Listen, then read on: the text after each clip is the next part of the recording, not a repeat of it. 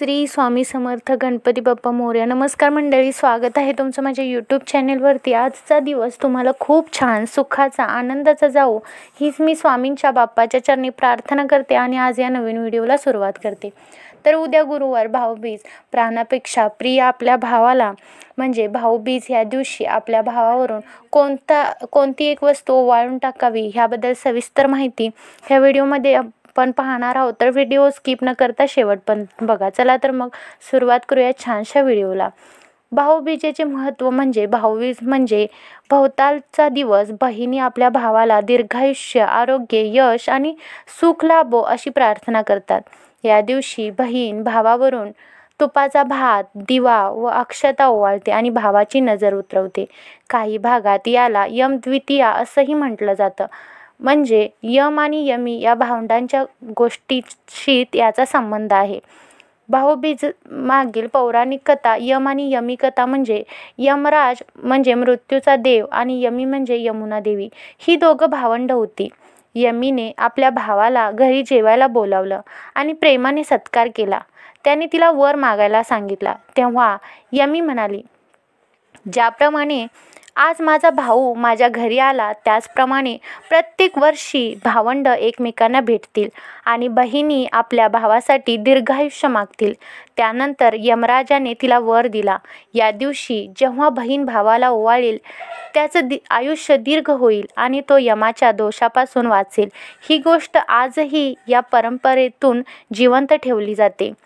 भाऊबीज ताटात ठेवायच्या वस्तू म्हणजे ज्या ओवाळून टाकायच्या आहेत ती मुख्य गोष्ट आहे तुपातला भात. म्हणजे वस्तू म्हणजे अर्थ तुपातला भात, दीर्घायुष्य व आरोग्य, दिवा म्हणजे तुपाचा दिवा. त्याचबरोबर नजर उतरवण्यासाठी फुलं, झेंडू किंवा गुलाब असतील. हे शुद्धतेचं प्रतीक आहे.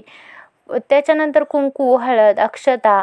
शुभत्व म्हणजे गोड पदार्थ, लाडू, करंजी, गोडवा, चिवडा किंवा गोडाचा एक पदार्थ व आनंद सुपारी हे तुम्ही ओवाळून टाकू शकता.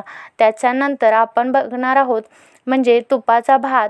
म्हणजे हे का नक्की केलं जातं तर तुपाचा भात हा दिवा उजळवतो, भावाचं आयुष्य तेजाने भरतो, संकट टळो आणि सुख लाभो असं ह्या तुपाच्या भातावरून म्हणजे त्याचं हे आहे. तर म्हणून तुम्ही म्हणजे आपल्या भावाचं संकट टळो आणि आपल्या भावाला सुख लाभो ह्या त्या पाठीमागचा उद्देश आहे. म्हणून शक्यतो करून तुम्ही तुपाचा भात भावावरून ओवाळून टाका.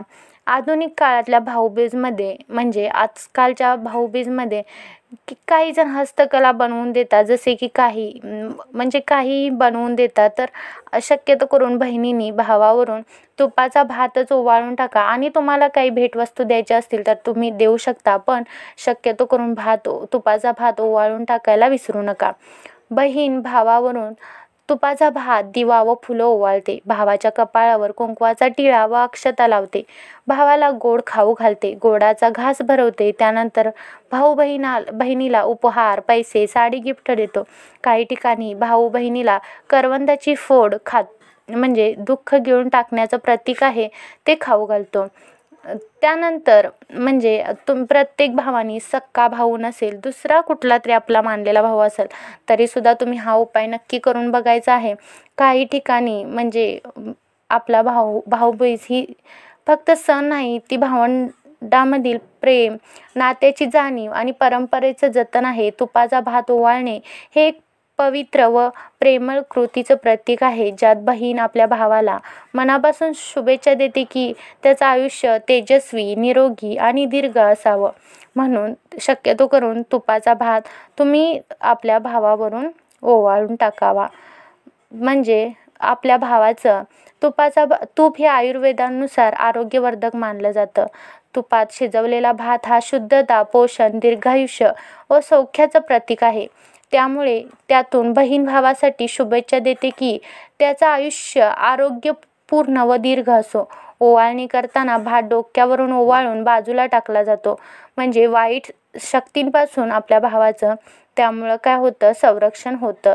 तर हा भाऊबीज दिवशी भावावरून हा तुपातला भात ओवाळून टाकणे ही सर्वात महत्त्वाची गोष्ट आहे, जी आपल्या भावाच्या दीर्घायुष्याची व निरोगी जीवनाची शुभेच्छा देण्यासाठी केली जाते. ही प्रेम, जिव्हाळ्याची आणि परंपरेशी जोडलेली एक सुंदर कृती आहे. तर तुम्ही तुपाचा भात आपल्या भावावरून ओवाळून टाकायला अजिबात विसरायचं नाही आहे. तर हा व्हिडिओ कसा वाटला हे मला कमेंट करून नक्की सांगा. तर ही अत्यंत महत्त्वाची माहिती मला तुमच्यापर्यंत पोहोचवायची होती. व्हिडिओ आवडला असल्यास लाईक शेअर करा. चॅनेलवरती नवीन असाल तर सबस्क्राईब करा आणि हा व्हिडिओ आपल्या मित्रपरिवारांसोबत जास्तीत जास्त शेअर करा, म्हणजेच ही महत्त्वाची माहिती त्यांच्यापर्यंतही पोहोचेल. चला तर मग भेटूया अशाच एका नवीन आणि छानशा व्हिडिओमध्ये. तोपर्यंत सर्वांना श्री स्वामी समर्थ.